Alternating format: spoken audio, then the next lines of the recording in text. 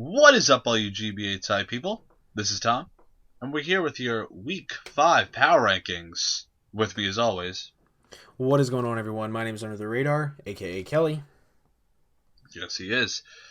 Now, this week, not gonna lie, there's some good matches. A lot of very good plays, a lot of great expectations, or a lot of great predictions done by the coaches before the matches. But overall, there were some matches that were a little lackluster, a little could be like dusted by the wayside. You'll say Week 5 for me wasn't the most impressive that we've ever seen. What do you think, Kelly? I think Week 5 was more or less just kind of lower people gaining their foothold and higher up people realizing that they can't sleep on the lower people. Very true.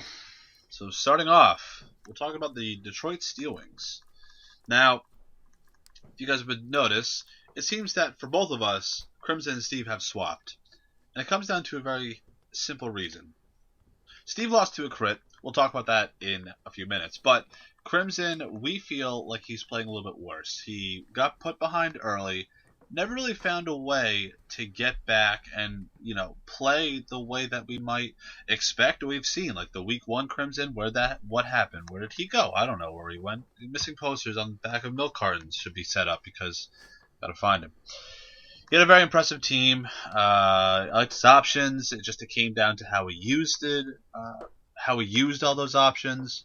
Problem is, he didn't. So some things to look at that were a little cringeworthy. The fact that he let both of his walls, especially Roserade, go down very early. The other thing is, if he knew in his commentary that Reuniclus was going to stay in and go for Psyshock like he was predicting, why did he stay in with Roserade to hope that he would get paralyzed and just, say, I could maybe live this, or it doesn't matter if Roserade goes down. Like, Roserade was, at that point, relatively necessary because he had already lost Registeel, if I recall. Yes. He just got very short-sighted. He didn't see the whole plan. There wasn't a goal in mind. There was never something for him to look forward to. He just never got a grasp of what to do next. He just thought what to do now. He got behind, never in a favorable position, never got there, and I think he played a little lacklusterly this week. One thing that Crimson does that it seems like to me, it might not actually be this way, but he goes in, like in his team builder, he describes what this Mon's goal is, what his role is in the entire match. He has to do this specifically. And then that Mon will do something different that he's like, oh, well, now that it's done this, I can kind of sort of let it go now. For example, Roserade. Like, Roserade was a massive win condition, but because it already gotten off a little bit of damage, it had a chance to live. It could have gotten, like, the Reuniclus could have gotten paralyzed. Like, all that kind of stuff, I think Crimson just kind of is like, oh, well, it did something good, so that's all it has to do. Like, he needs to preserve everything he can at every point in time. Other coaches this week, they said in their commentary, I don't need to preserve differential. Actually, wait a second. Yes, I do. And I think Crimson needs to start to kind of get in that mindset as well. Otherwise, he's going to be losing everything way too early. He's showed in past weeks that he loses a lot of stuff way too early.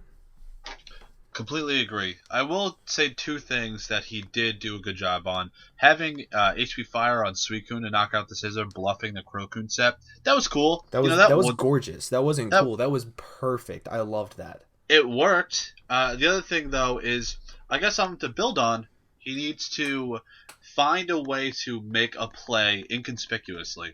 One thing that I will say about guys like John or Dan or Miguel even is that they understand that when they're going up against somebody, and that person is struggling, they're behind 4-2 at that point in the match, their opponent has to make a play because they're behind. I'm not saying a double. I'm saying a solid prediction.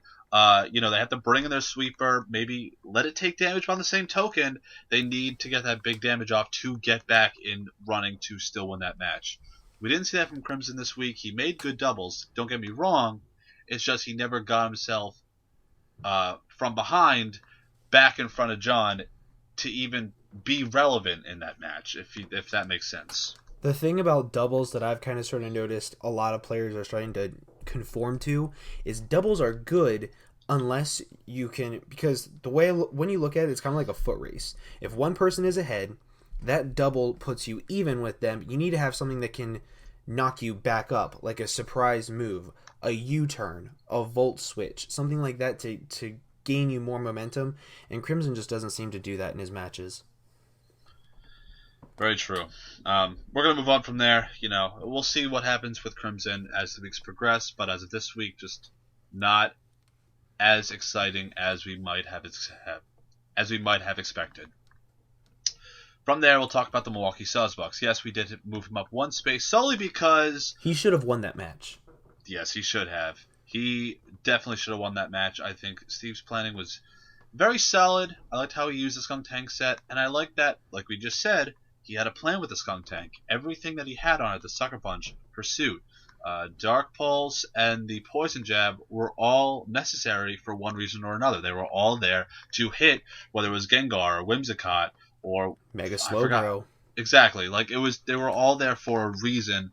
And for better or for worse, Steve did get it to work the way that he wanted to. Now, some of the things that sucked was the fact that he did get the poison via gunk shot on Steve's Alamola. That was unfortunate. It seems like Steve's best laid plans just go to waste. I will say the clutch flinch with Dark Pulse netted Steve 2 surprise kills with Skunk Tank. And, it worked. Steve wasn't the only person that used Dark Pulse to net a kill and a flinch this week. We'll talk more about that later. Cheeky bastards. Cheeky bastards, exactly. But overall, it's just that crit at the end robbed Steve of that victory. And that would have helped you because you made him your lock of the week. Damn right I did, and I'm going to keep making him my lock of the week. Not sure that's a good idea, but okay. And the one thing that's really depressing about that crit, not only was it a crit that mattered, but it was a crit that mattered against somebody who has no wins. To where if somebody like, say, Miguel lost to a crit, he can at least be like, okay, I still have some wins under my belt. I can fight for this. To where Steve, he's at the very bottom. Losing to a crit, it could have killed all his confidence. It could have killed all his confidence in team prep or battling in general. Like, whenever you're winless and something like that happens, your mindset just goes down so far. He just played so well. The way he used Rotom Wash was fantastic. I love the way he's using Conkeldurr this season as well. One thing I will say though about Steve is the fact that his Mega Gardevoir set's becoming a little bit too standard. It's Calm Mind and Substitute for the past 4 weeks now. I get it. Maybe a wish, maybe a support move of some sort if the Substitute Calm Mind set isn't necessary every week. But I'm not. Who am I to critique? I mean, Steve is doing his damnedest. If one move is what I'm gonna poke fun at, whatever. The one thing that I can say about Mega Gardevoir is that it is best at screaming. That's what it's best at. So, yeah, throwing a support move on there, like a Will-O-Wisp to catch something on the switch in, like a physical attacker or something like that to take the Hyper Voice. It would be really cool to have a Will-O-Wisp, maybe Shadow Sneak for sturdy mons.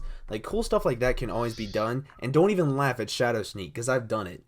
I listened. I ran Sucker Punch Latios before. It makes sense. So is Geo. If it's not outlandish, if it's the GBA, let's be honest. Exactly, and I think that Steve kind of needs to get that a hold with Mega Gardevoir because he's starting to do it with other things. Like he ran Sucker Punch, Rotom Wash, the Skuntank set, even the Copa Berry on Conkeldurr. He's starting to branch out, and I'd like to see him do it with Mega Gardevoir too. Definitely.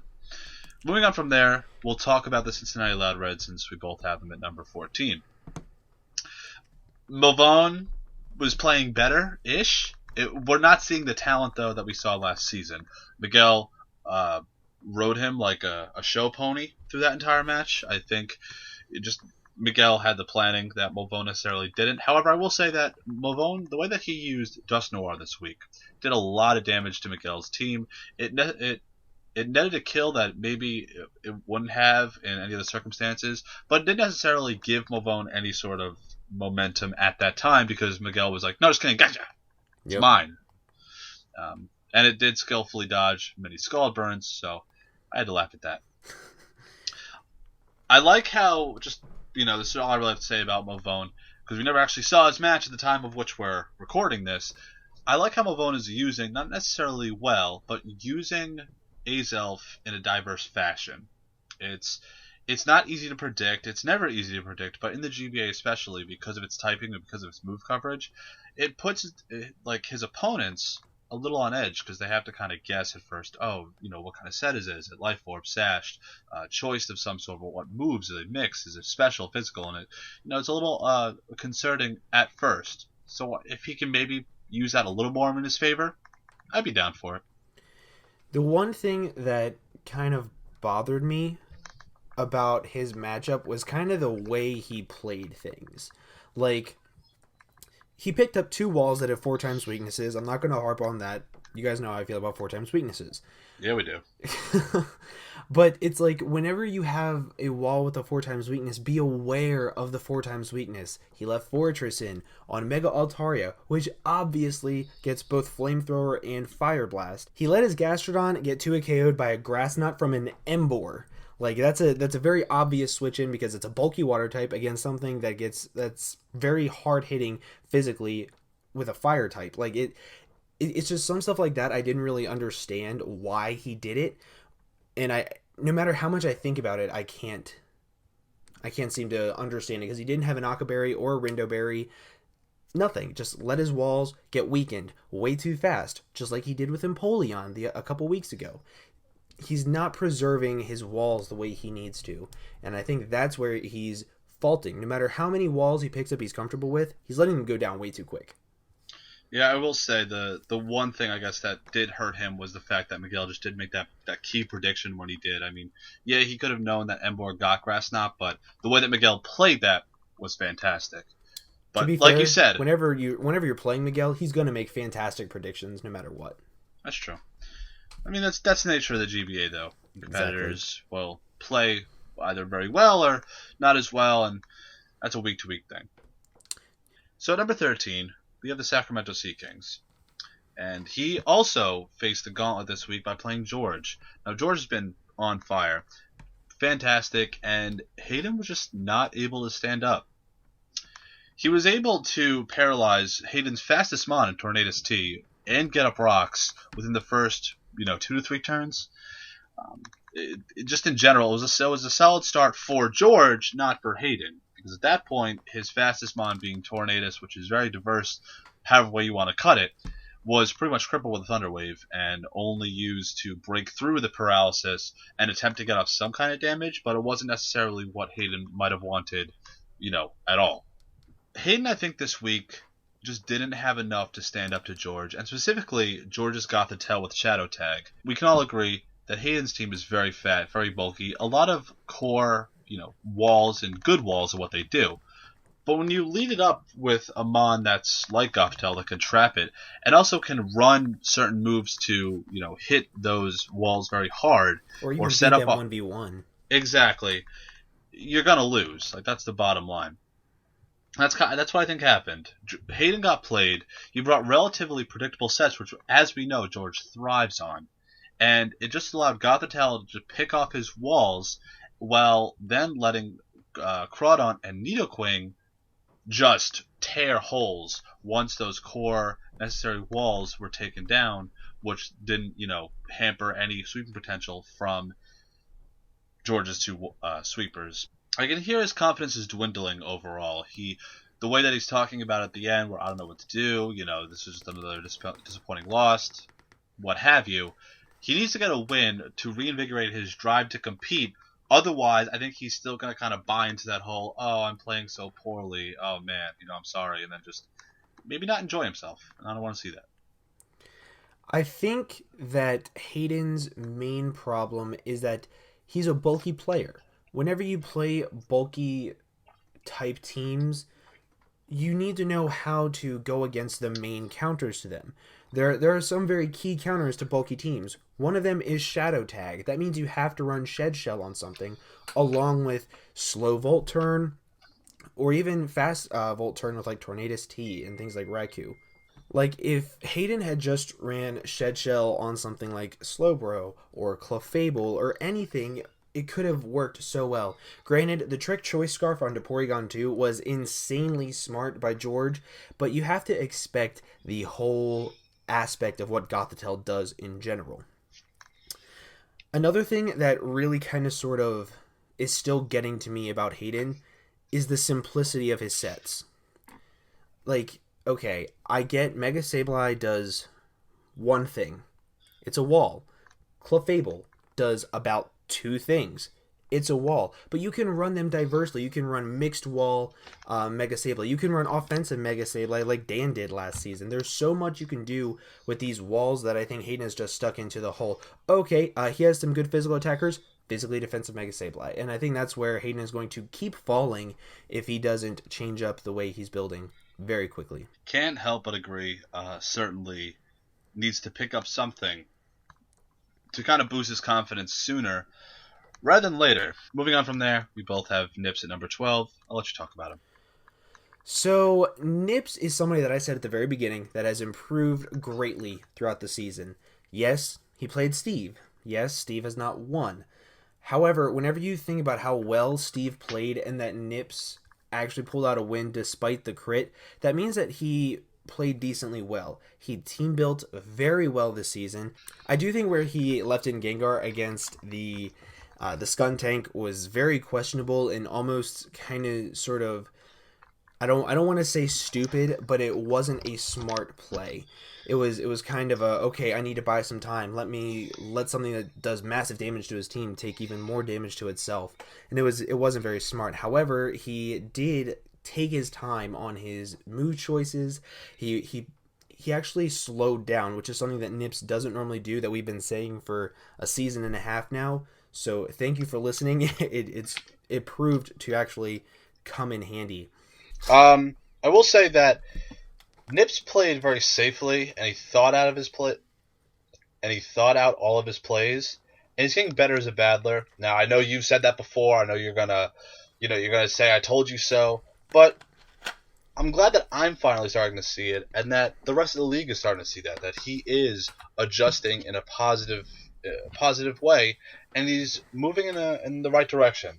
Now, whether or not that was the case a few weeks ago that I didn't notice is on me, but on the same token, it's still nice to see that sort of growth for him as a battler.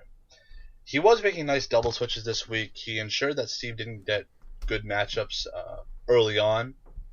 The problem is, it just didn't last. As the battle drew on and on, it just seems that Steve was getting favorable damage, necessary damage even, so that something like Shaman towards the end could come in and take on the rest of his remaining Pokemon. But as we saw with Diggersby, that was follied, unfortunately. It was very interesting that Nips thought that Skunking got Will-O-Wisp. He addressed it as if he thought it was a possibility. In post-com, he's like, that's not a thing. But you know what? I can actually see Skuntank getting Will-O-Wisp. So in our power rankings, Tom and I actually have a couple sets reversed, and I think it's only 2 spots that we have them flipped. So what we're going to do is we're just going to talk about one team in general and then move on to the next, since we're basically the same all the way up. At number 11, I have the Pittsburgh Piratas and Old Man Tup. The only reason why I have him so low is because he played somebody this week that just kind of laughed in his face at all the surprises he had. Hidden Power Flying on Jellicent, he was kind of like, ha, gotcha. And it's just, no matter what he did, Dan just seemed to be like 4 steps ahead of him. And Tup, I can kind of see in the battle where that got to him. And no matter what you're doing in a match, no matter how many steps behind you are, you have to try to think of the long game and think ahead. And Tup kind of, sort of, not really, but just enough to the point where Dan could get a grasp of it, and he took advantage of it. I think that Old Man Tup, he's improved so much. Whenever you look at the way he battled last season compared to this season, he's improved so much, and that just goes to show that he can improve even more. So I really look forward to that throughout the season.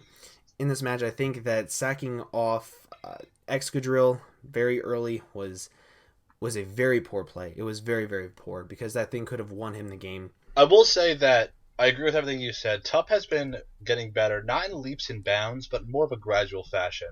Now, we have seen games where he's been a little lackluster, maybe missing the most obvious things, but the effort is there. The planning is there. The drive and the focus to really be that better team is certainly there. I think with a little more fine tuning as time goes on, he can adjust to be one of the top threats. Except right now, it's more of a he's advancing enough to be relevant in terms of the wild card positioning. Especially with how we see him in the rankings and how even his record reflects, because he is in that whole very scattered, very close clustered type division, being the blue division. But overall, he is improving in a way that is nice to watch, just in a general fashion. His In team terms of building, just in general, has gone up insanely from last season. Whenever you look at the type of sets he brought this week, like the Arcanine set was fantastic. I thought that was a really great set to bring. That's exactly what I was going to say. The Endeavor Archeops. If Dan didn't see that in terms of his playtesting, he would never known, or at least he would have let something take big damage from that Endeavor with Archeops, something relevant and necessary to him winning, not something that he could sack off like Victini. Like I said, Flash Fire Arcanine, HP Flying Jellicent. It was good, except Dan just foresaw it, so that's no bash on Tup's end. It's just Dan was just that much more ahead. Tup was essentially on a timer when T-Tar went down, understanding that staying in versus the Blastoise with Drill was necessary, although I think that's what lost Tup the game, because when Excadrill went down, Dan won just by spamming T-Bolt with Jolteon because it was his fastest mon, and everything else was low enough, if not weak, to Thunderbolt. So unfortunately, I think that's where he lost. But if he could play Dan to a 1-0, very interested to see what else he could do against other competitors that he plays in the future. Exactly. Tup has been doing so well in growth terms that I can only imagine how he's going to be next season. Like whenever you look at the long term like that, he's going to be really good next season too. Yeah. But do you want to go ahead and move on to the next? Yeah, I'll talk about Gubs. Now, with this match, we didn't see Nick's side. As you guys might have known from last week, Nick has been having upload issues, a little spotty on his internet. It's kind of if you know Nick, that's kind of been his reality. It's unfortunate, but watching Gubs' match,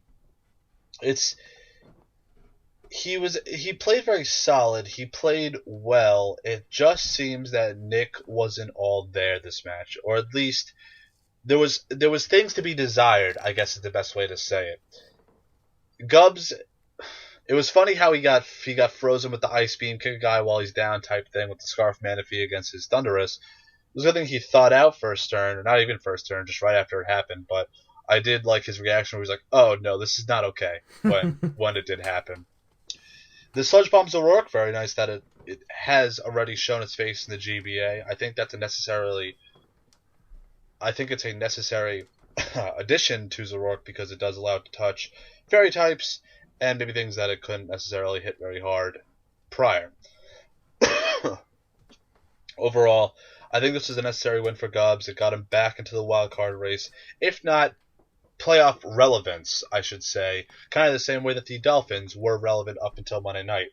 It's like he's there. There's a lot of weeks to go. It's just he needs more wins like this, and he needs to stay consistent with these wins in order to continue being in this discussion. Otherwise, he's just going to be another team that was kind of like a letdown. With Gubs, I have a very weird opinion about his match this week, because while yes, he played extremely well with the Lucario versus the Skarmory, with Zoroark taking out the Tyrantrum, which, by the way, who knew that Zoroark was that strong that it could take out a Tyrantrum in one hit? That's just insane. I did. Of course you did, Tom. What don't you know? Good point! I think that Gubs might have had a much tougher time, more tough, whatever, I can't English, had Nick been on top of his game and had he prepared a little bit better. We'll get into that later on, though. I also think that Gubs made some very key predictions in the point where he did get frozen and the Ice Beam from Choice Scarf Manaphy. While yes, that was crucial, I think that his best play, though, was to click Volt Switch, because no matter what he had gone into, what could have possibly been his switch into Manaphy? Snorlax? If it would set up Tail Glows and then it had something that was like Energy Ball, no matter what, Snorlax could have gone around, couldn't have stood up to like say a +6 Manaphy or something like that. So I think his best option was to just pray that he could live a hit, get massive damage off on it, because overall his Thunderous' design was to beat the Manaphy 1v1. I mentioned earlier how there were some teams that weren't going to save differential, and then all of a sudden they're like, wait a second, the smart thing to do is to save differential. Let me save differential. So very good job on that, Gubs. I was very happy to see you work around that in the end.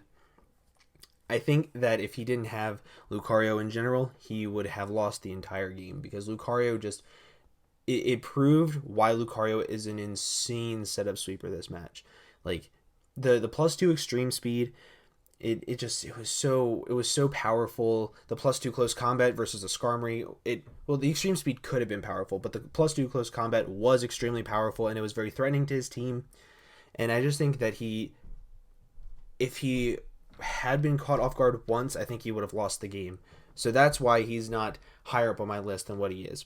But if he does keep playing better, like you said, he will go very far in this league. So at number 9, we have New York Yankees. I am personally really impressed by Shady in this match. Yes, he lost. However, he had some really interesting sets that made me raise my eyebrow and be like, okay, how's that going to work? And then actually seeing them in action really proved to me that they were decent decisions.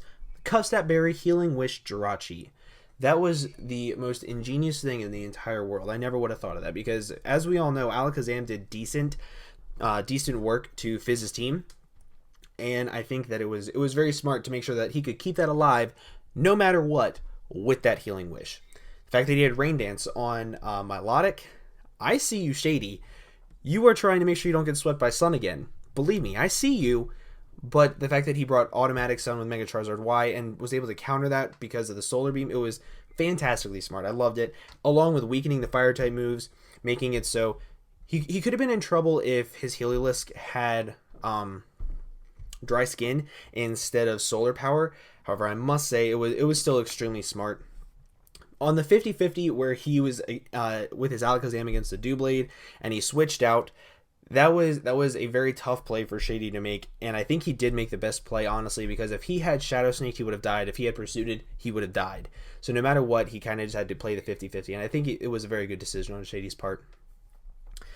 Another thing that I really liked about this match was his Zygarde set. Even though I tore Shady apart for the weakness policy Zygarde, I loved that it was Dragon Dance weakness policy, because he could hit extra hard. He would have the speed boost, and he would have more coverage for his team. I really did like that set. One thing I will harp on, though, Shady said in his team builder that he does not have a Mon with knockoff. Mega Venusaur gets knockoff, and in my opinion, it is one of the best knockoff users in the draft format, because everybody sends in their obvious Psychic type, their obvious Flying type to take out a Mega Venusaur, knock off its item. Super effective against Psychic types, and if a Flying type loses its item, it can be strongly weakened. Like Staraptor, for example. If it's holding a band, it's weakened. If it's holding a scarf, it's slower and it's easier to deal with. So I think Shady might want to keep that in mind for later on in the season. It didn't come into play this week, which I'm glad it didn't. But just keep it in mind, Shady. Yeah, I think I'm pretty much in agreement with everything that you said, for better or for worse. It's like we're getting married. Oh, God, that would be awful. Wow. Continue talking. His Custap Berry Healing Wish Jirachi set was awesome, like you said.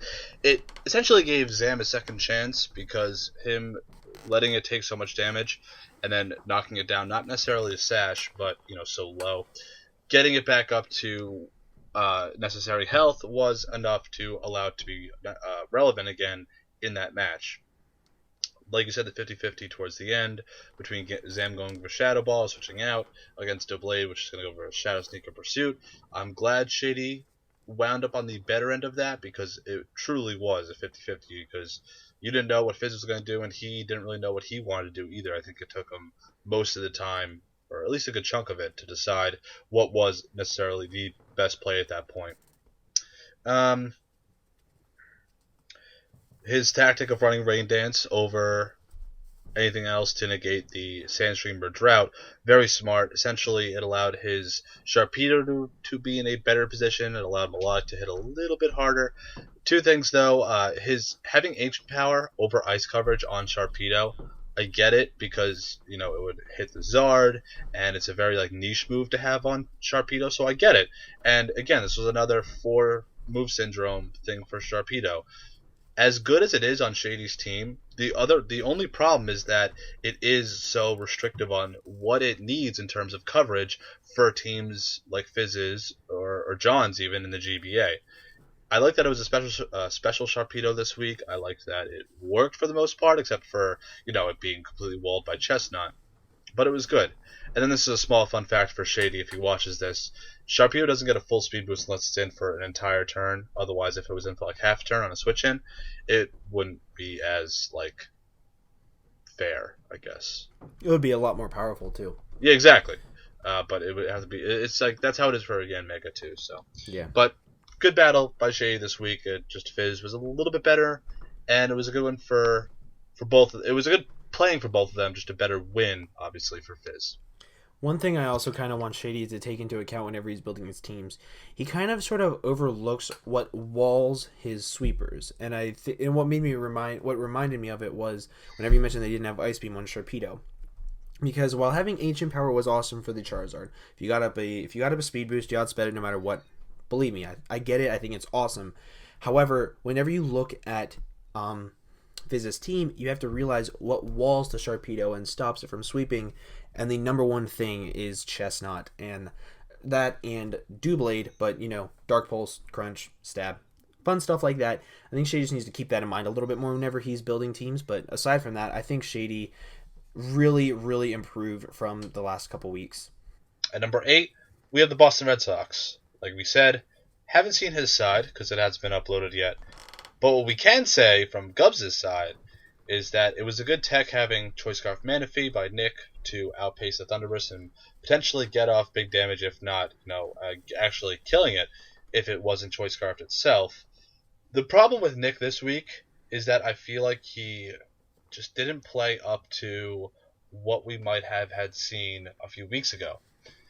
That being said, him not having HP Ice on Mienshao for Gliscor, I feel like Gliscor is, and even back in Gen 5 when Mienshao was a thing, very highly used in the metagame, HP Ice was put on Mienshao same way that Landorus T had HP Ice on it for the longest time for things like Gliscor and those 4X weak Ice type mons, or ground flying type mons, you get what I'm saying.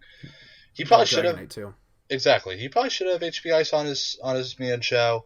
Perhaps it was an oversight. I'd be interested to see, or at least hear a bit of his reasoning as to why he didn't have it on, on that Mienshao set.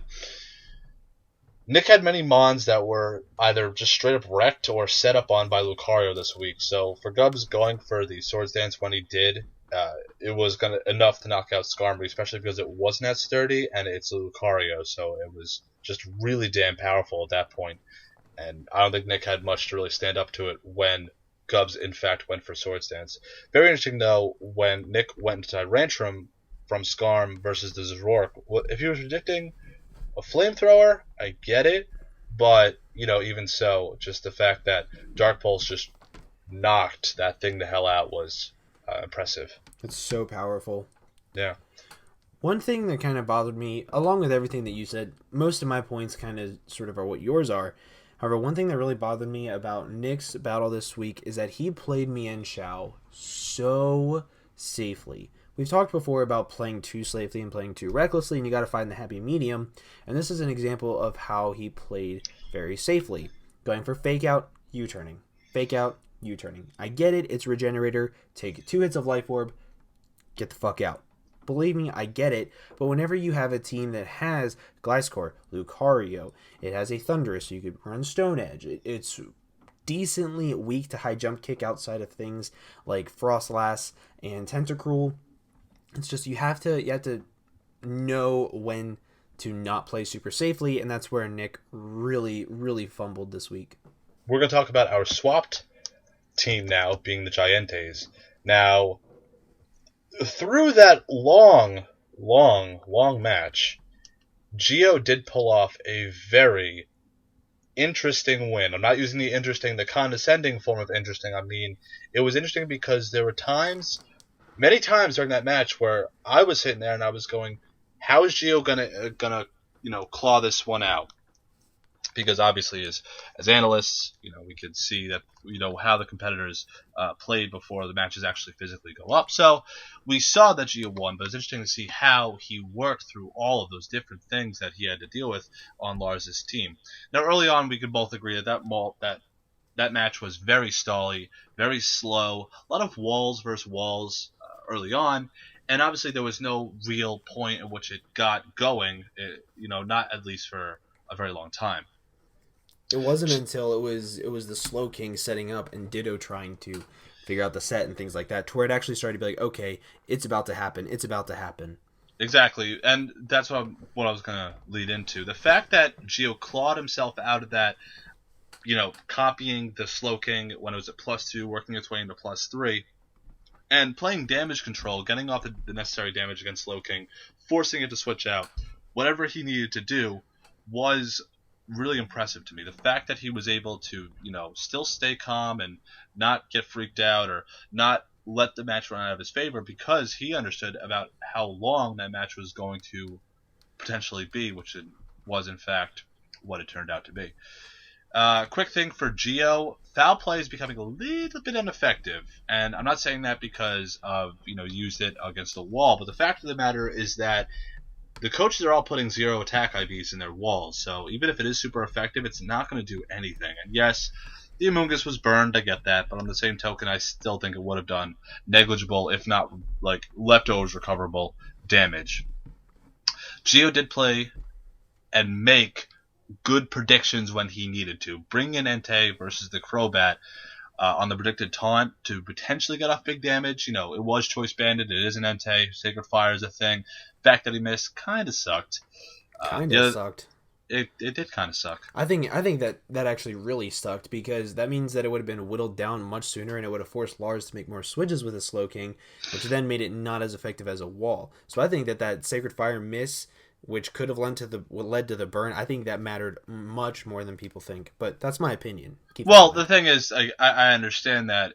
The thing is, though, it is what it was. I mean, yeah, exactly.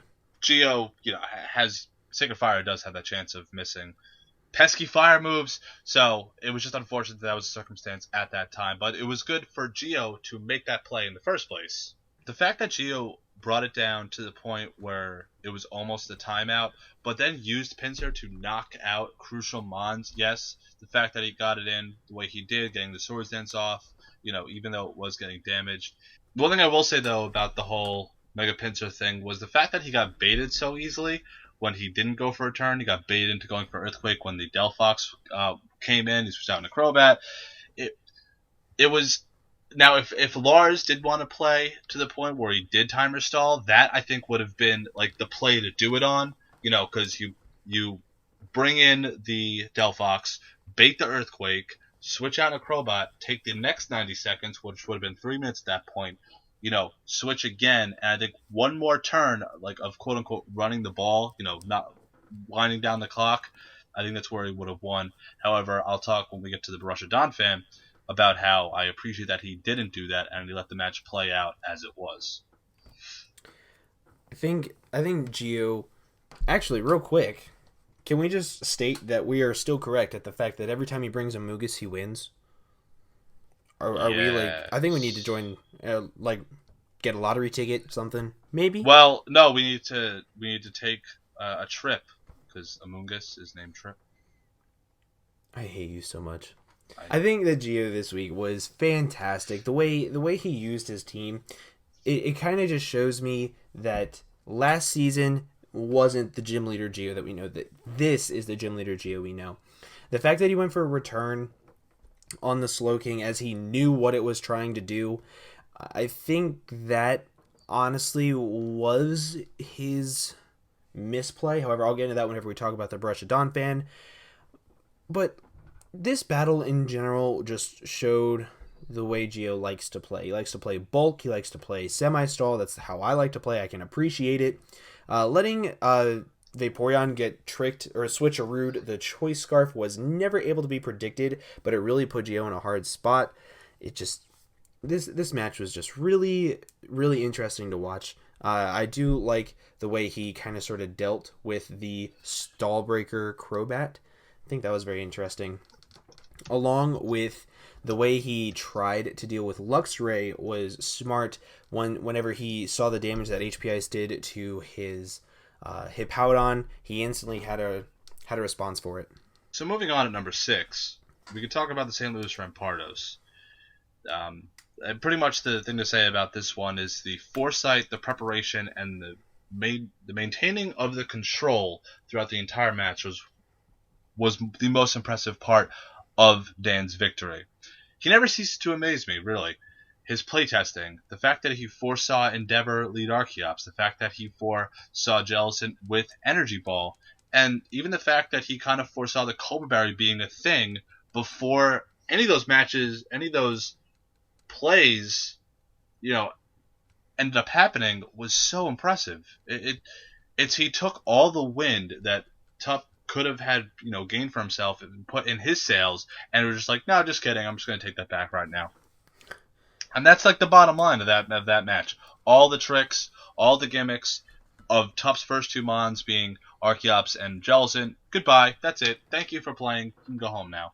And then even with the Cobra Berry against the Cobra Berry, and without, just everything that Dan did was awesome.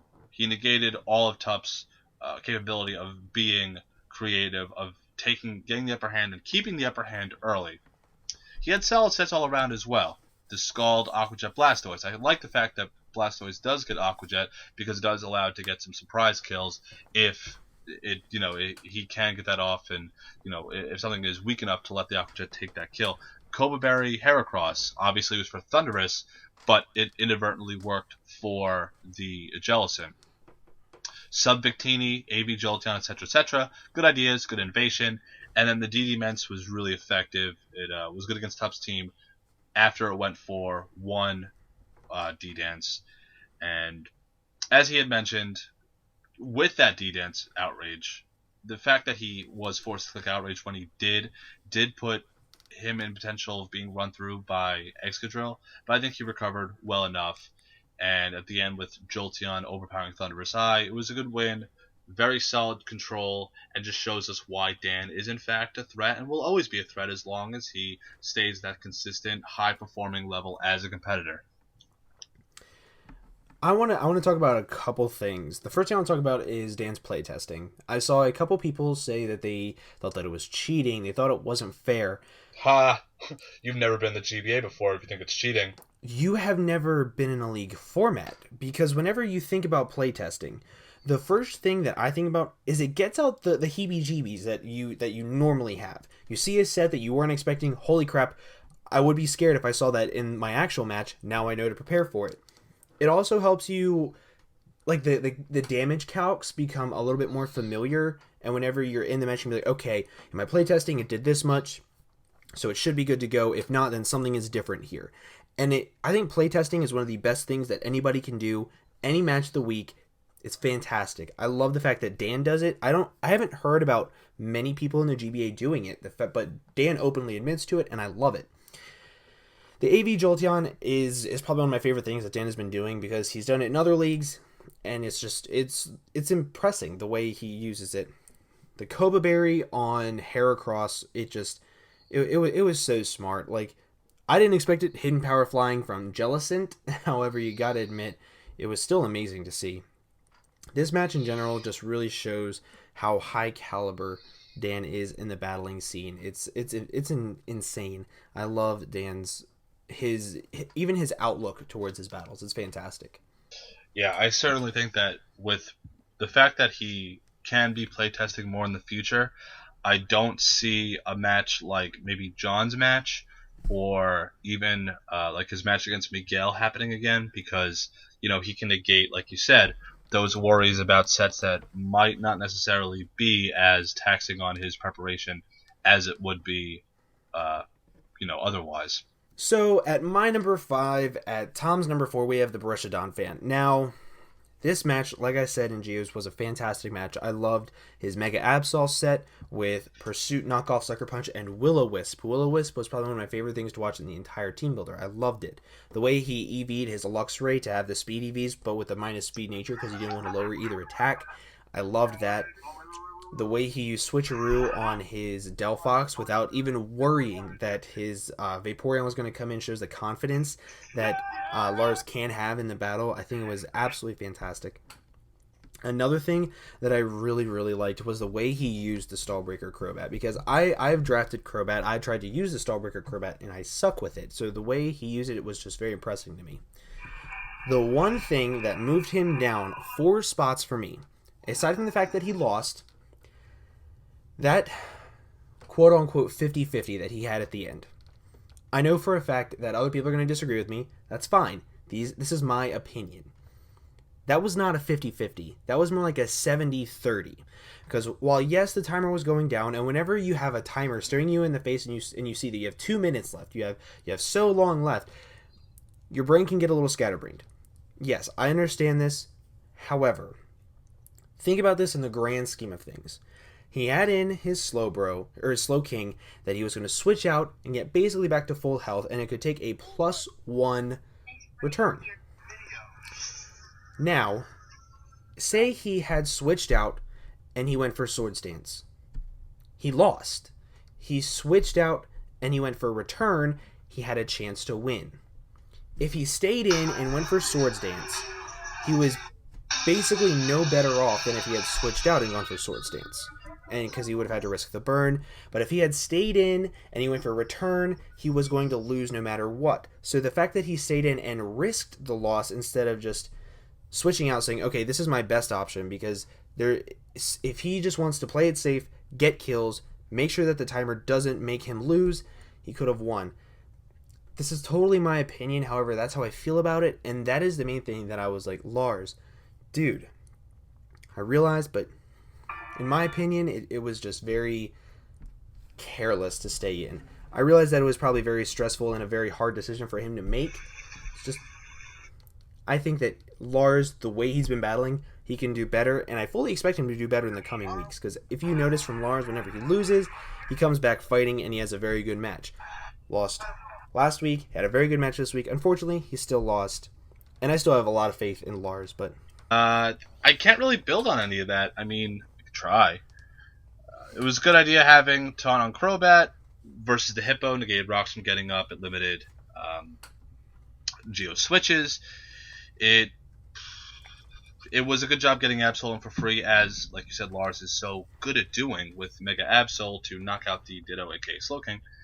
And then it was also a nice protection going for the HP Ice against the incoming Hippo with Luxray to ensure it got off big damage and hopefully kind of give him a little momentum at that point. And I don't know. I mean, at the end with him not timer stalling, I give him so much respect for not doing it. And then, but on the same token, it is the GBA. Sometimes ruthlessness is necessary. But at least the way he addressed it, where he said that he wasn't about doing that, and that it was such a good match that ruining it by timer stalling it, the way that it would just be so, like unfair. It would be. Go ahead.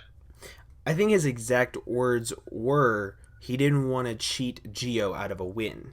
And I thought that was very, very commendable. Oh, I was going to say it would be an unceremonious victory for Lars if he did it, so same thing, really. Pretty much. And then finally, not having a rock move was clearly an oversight with his Landorus. Yes. Would have obviously destroyed the Mega Pinsir when it stayed in, instead of him going for U-turn, because that's what Gio was fearing when he was talking in his commentary, that, if this thing goes Rock Slide, I'm screwed. But instead he went for U-turn and he got out of there, which I guess kind of put Gio in a little bit more of a comfortable spot to allow him to eventually go for that sweep. So overall, like you said, it was a good match, and it was solid play by Lars, just in the grand scheme of it. And especially because we both know how good Lars can do, Yeah. I think this wasn't a disappointing battle. It was more of a, man, we know that Lars can come back and win. So Yeah. Yeah. Certainly. So we'll talk about the New Orleans Pelicans now. John played very well, and I think he just took advantage of Crimson in the best way possible. That doesn't sound Bill Cosby-ish at all. I really like how he used Choice Banded Sock versus Crimson. Nice to see that thing, get used, I believe, for the first time, and it put holes in whatever Crimson decided to stay in on. It was also a good play for John going for a sub with Verizion. He dodged the T-Wave Registeel. He pretty much, what momentum Crimson was developing with Registeel at that point, John was just like, nope, give me that, I'll take that, thank you, and he moved on from there. pretty similar to how Dan did this week. Exactly. Solid double by John, going from Verizion into Reuniclus against Crimson's Latios into Roserade. He knew that was going to happen. Hell, even Crimson knew it was going to happen. And he kept the matchup in his favor, as he is so good at doing. The quick close combat versus Suicune was huge. It turned a 2-hit KO into a 1-hit KO. I think Crimson could have burned or attempted to get damage down on the Sock. But again, that's circumstantial, situational. It's just that, the way that Crimson pointed that out, way even that John pointed that out, just something to point out from our ends as well. And finally, as John stated, Crimson needed to make a play or pull a rabbit out of his hat in order to win, because at that point, like I had mentioned during Crimson's end, it was 4-2. And John didn't necessarily have to play or do anything stellar for that matter to sustain the control that he was already having at that point. So, John just maintained a very solid victory. And did we really expect anything less? No, John has improved so much from last season. Even though last season he did have some hacks going against him, this season he's running 7 scope lenses every single week on 6 of his mons because he needs the crits because he wants to get payback on the hacks gods, right? Right. So John, this match, he went in with a plan with Sock. The fact that he said from the beginning he has no switch-ins to Choice Banded Sock. Sock is my win condition. It punches holes. I'm going to use it. And he did exactly that. Whenever you come in with an insane plan like that and you stick to it, normally the match goes pretty well. Example, Geo last week against Shady. Lars, in most of his battles, he has a plan, he goes against it. And John proves this once again. Him staying in with his Scizor against the Suicune, even though it had hidden power fire. I don't really know why he switched it in, but it's like, I can kind of sort of understand it. The one thing I will say about John, though, that I can say I dislike is the fact that he doesn't really put high priority on differential. I used to not in draw format as well, and then I got reamed out for it. I started to do it, and then I actually ended up moving up a place because of differential, and I'm going to do the same thing to John. Please preserve your differential, because it makes the battle more commanding, and it really shows, holy crap, he's in it to win it, instead of okay, well, I know I have the win, let me just sack this off and get a free switch in. It's kind of a, I don't want to call it a cop-out, but I'm tired, and I can't really think of a better word. But overall, John is improving so much, and I'm so impressed with John, and this season is John's season. Wow, that is a bold call from an analyst. However, I will say I made that call a couple times, have I not? You made that call about a few other coaches, whether it was Hayden or Shady or even Fizz. I mean, it's valid, don't get me wrong. Yeah. The one thing I will say, though, about the differential thing, I think with how kind of loopy the hacks has been this season, I think John ensuring that he got that free switch in, I mean, it was still a 3-2, so yeah, it's nothing really disrespectful. I get what you're saying, because especially in like the last 4 weeks, differential is going to be very important with how good the top 2 teams have been in each division. But especially whenever you consider things like the blue division, how it's so close. By the end of the season, you're going to have at least 3 teams with the same record. Yeah, exactly. Like, for John, in that case, I get it. However, I think at that point he didn't want Crimson to get some kind of ill-timed crit to put him into that match, when John kind of knew already that he did have the control and everything. So I Oh get it, yeah, and it was definitely. a very good point to make that. Um, Now, before we go into number three, I'm going to make a quick apology from my end. I shouldn't have dropped Fizz as low as I did. I feel like it was very rash of me, and I guess I was being a little bit too critical. Fizz didn't deserve to fall as low as he did, but that's why I kind of raised him back up and kind of pretended my error never existed. So with that being said, Fizz played very well. It was a good battle. It was two good competitors going at one another, and like I had mentioned in the Pick and Crew video, it was two competitors that needed to get a win this week, or at least show something positive for, if nothing else. Pursuit Doughblade, so good, man, and it works very well for Fizz because he can kind of mask the your standard Pursuit driver being T-Tar. Not only that, but then he had Toxic Zard Y, which worked out really well since Shady wasn't running Marvel Scale with Melodic this week, allowed him to get that passive damage without the inadvertent defense boost with Marvel Scale. Fizz staying in with Rachi, thought it was scarfed. Issue with that for two reasons, mainly being the fact that it had two moves to hit the Tyranitar super effectively, and it's a Jirachi, so it's going to outpace the Tyranitar regardless, because more times than not, it's going to have a fair amount of speed to outpace something like a Tyranitar. Chestnut was really effective against Shady's team, especially the Zygarde and Sharpedo. It was a good switching towards the battle because Fizz did a good job at keeping it at good HP. It had the Drain Punch because he punched that shark in the nose and he got it away, like he said in his commentary. I actually laughed at that point. It was a funny, kind of example to mention. That and when he screamed, oh my god, I laughed so hard. Um, it's funny how profound fast electric types have been at cleaning up this season.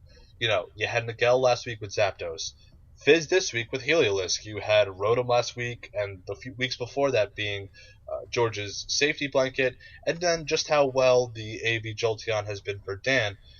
Overall, it's nice to see how well Fizz is using something like Choice Scarf Heliolisk with solar power just to mix power with necessary speed to use as a safety blanket to ensure that he outspeeded things that he needed to outspeed, as well as get off big damage that locked him up the victory.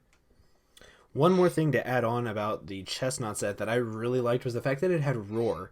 I know you said that it was a good switch in for Zygarde and things like that. However, the fact that it had Roar made it even better because of the set that Shady brought with Dragon Dance and Weakness Policy. I was like, damn.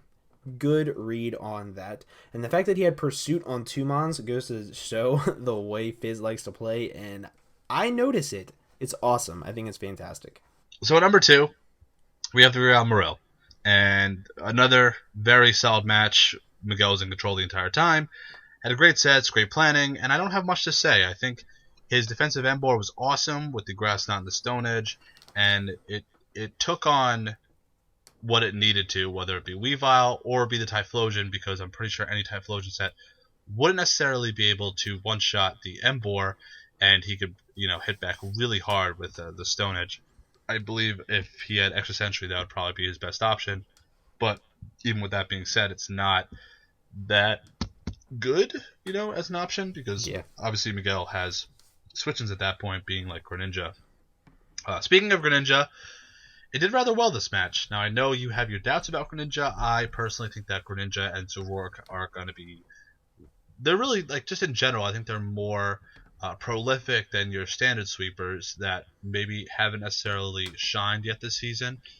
Obviously we have Victini and we have Mega Pinsir and stuff like Gator, but it's nice to see how well Scarf Greninja did, and it did more than what some people might have expected, and it was just a solid scarfed cleanup mon, and that's exactly how Miguel used it. I think that's how he has to use it. Can't necessarily use it as like a setter upper unless he can go for some like loopy power up punch set, but being scarfed and just using its speed, like I kind of think that it should be used as it's in its torrent form. It was just very effective. There was not really I also think another way he could use the Greninja would be if he had it as like a focus dash suicide spikes lead. I think that could be another way to use it, but That's true. Never really a point where Miguel didn't attempt to take an initiative or he didn't have momentum from the start. Just a very solid match by Miguel, and I'm not really surprised at how he won. Just a good job and a great match by Miguel. That's it. the way Miguel has used things throughout the season, this is not just this game, but the way he's used things like Gorgeist, Braviary, Zapdos, it's just going to show how comfortable Miguel is at doing anything. This match really reminded me of the match that he had against Hayden. The only thing that differed from this match was the fact that he didn't expect Dusknoir to be that much of a problem. The way he's taking a hold of like things like special Embor to hit things super effective, it's going to be really cool to see if he ever brings like Scald Embor or anything like that. I'm excited to see that because Miguel does whatever he has to do to win. I also really am impressed with the way Miguel has thought out the match, because he I've said before that he plays the game twice. He plays it in his head and then he plays it on paper, much as the way that Dan has practice matches. Miguel just kind of has practice matches in his head, and I'm really impressed with Miguel. This season for him is just, it's kind of a repeat of last season, and I think he's doing fantastic. Can't help but agree. Let's talk about our final competitor. George, the San Francisco Arcaniners. I was so wrong. I've said this every single week, but I was so wrong about George. The way he used Gothitelle, the way he uses Rotom, the way he used Nidoqueen this match, it was fantastic. This match just goes to show the way George plays. Whenever he was in the D League, it reminded me of this match because he played so well. Whenever you look at the way he thought about everything, I know in his it's really easy to say in a post-com, Nidoqueen did well, so I'm not going to fodder it off. That might not seem like a big deal to most people until you look at things like the MVP race. Because whenever you look at something that has like say 4 kills in a game and 1 death compared to 4 kills and no deaths, it really comes in handy. And the fact that he keeps that in mind is just so impressive, the way he keeps the game going and keeps it slow. This match, it really shows that I think George could win it all. So my points on George is it was just a decisive victory. No real way to cut it. George was able to paralyze Hayden's fastest mine. He was able to Dark Pulse flinch the Slowbro, which props to him, but you cheeky bastard, you. It was cool, and if you're going to use Dark Pulse, you're going to use Thunder Wave. Like, it's not a bad reason also to use those types of moves, But on the same token, though, with the amount to which that the coaches and even we kind of bitch about hacks sometimes, it's I'll still get away with calling you a cheeky bastard for doing such. But you got to admit, whenever you run moves like that, it's kind of like Scald. Why do you run Scald? Because it's a good water move. That's why. You are a dirty freaking liar. But go ahead. Oh man, I know why. It's let's not kid ourselves here. Yeah. Gothitelle, just first Hayden in general, was very effective against mainly Slowbro and Clefable. It had ways of crippling and or killing with relative ease, as we saw. And it was just another good week for Toxic Spikes. It got off necessary damage against a very Wall-E type team. Hayden didn't necessarily have enough options for George's team. I believe George ran the best team he possibly could for a team like Hayden's. Nidoqueen was really effective. Didn't really have any poison resists once Slowbro went down. And he could freely go for Sludge Wave and get big damage off, if not KO, everything that Hayden had left at that point. I also like you said, he was citing information he learned from the D League, and it was just a commanding victory where his Nidoqueen got 3 kills, his Crawdaunt got 2 kills, Gothitelle came up with 1 kill, as well as crippling the Porygon 2, which, I mean, that in itself was kind of cool, the way he tricked the Porygon 2 and forced it to go from annoying duck to, ooh, it's kind of dead in the water there. I see what you did there. Duck, water. I see what you did there. I'm so funny. Well, guys, that'll be it for week 5 of the GBA's power rankings. I hope you guys enjoyed. If you could, let us know what your rankings are. Let us know your thoughts. We all love to read comments.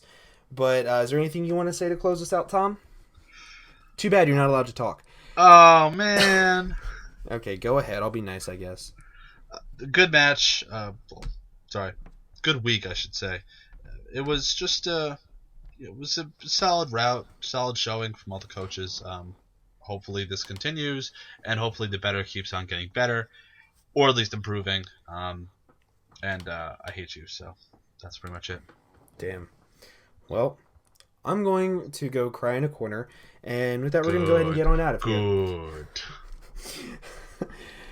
Bye. Later.